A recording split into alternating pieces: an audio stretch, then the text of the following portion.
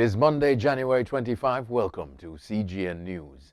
A multi-agency probe is now underway into the crash landing of a small aircraft in Jamaica's Rocky Point Saturday evening. Police and civil aviation officials spent Sunday trying to locate the pilot of the aircraft, passengers, and determining why the aircraft was in Jamaica's airspace. Reports from the Lionel Town Police are that at about 7 p.m., they were summoned to the fishing village location, and on arrival, the plane was spotted and checked. No passengers nor cargo was seen on the plane or in its vicinity. It is also not yet known where the plane, a Cessna XB-JMR twin-engine, departed from, its flight plan, and what was its destination. Late yesterday, the police said members of the security forces were continuing their search of the areas surrounding the White Sands Beach in Rocky Point, a Jamaica Observer report stated. Guyana's Ministry of Foreign Affairs has confirmed reports that two Guyanese registered fishing vessels, the Lady Nayera and the Sea Wolf, were seized by a Venezuelan naval vessel last Thursday. The captains were instructed to chart a course to Port Guerilla, where the boats and crew have been detained. Guyana has called for the immediate release of the crew and vessels. The Venezuelan vessel was illegally maneuvering within Guyana's zone when it commandeered the Guyanese fishing vessels.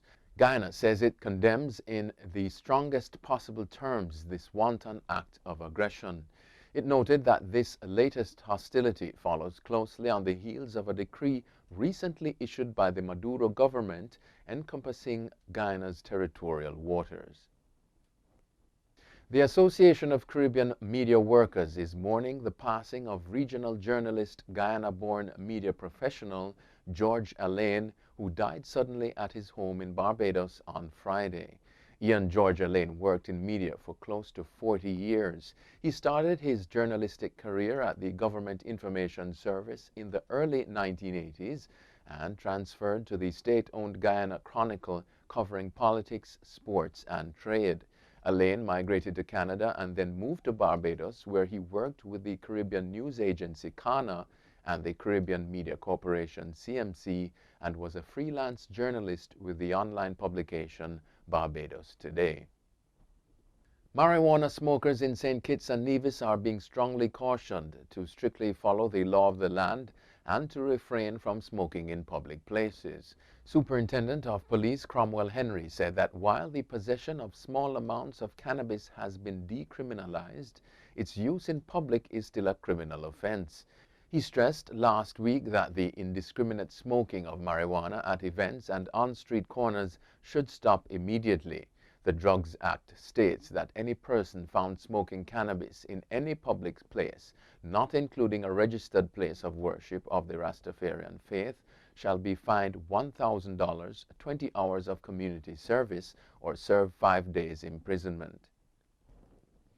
New Indian High Commissioner to Jamaica, Rongsong Masakui, says his country is exploring arrangements with Jamaica to provide vaccines to fight the coronavirus pandemic.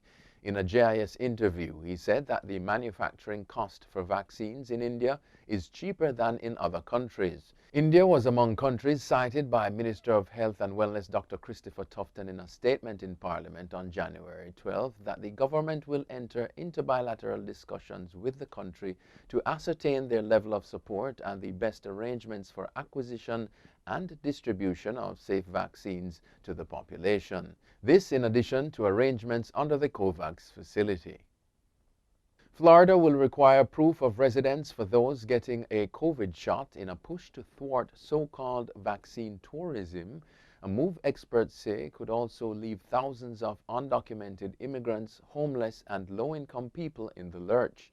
The decision came after residents of other states and even people from abroad were reportedly arriving in Florida with an aim of gaining easier access to immunization. While the state has administered more than 1.3 million doses, the process has been slow and chaotic.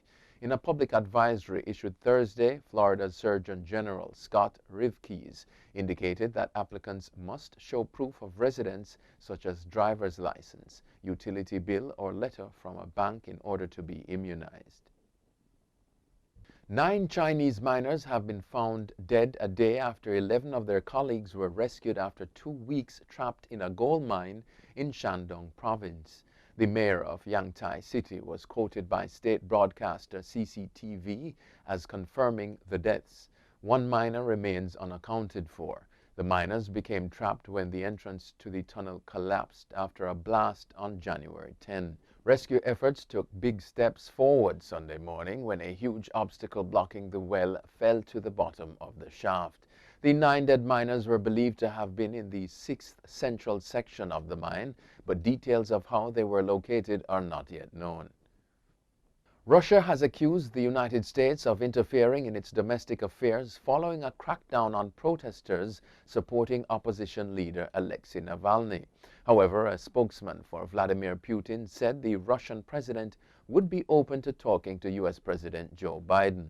On Saturday, the U.S. strongly condemned the use of harsh tactics against protesters and journalists this weekend in cities throughout Russia and called for the release of those who had been arrested. The Kremlin also downplayed the scale of the demonstrations, which saw police detain more than 3,000 people and use force to break up rallies across Russia. That's it for CGN News. I'm Scott Wilson. Thanks for watching.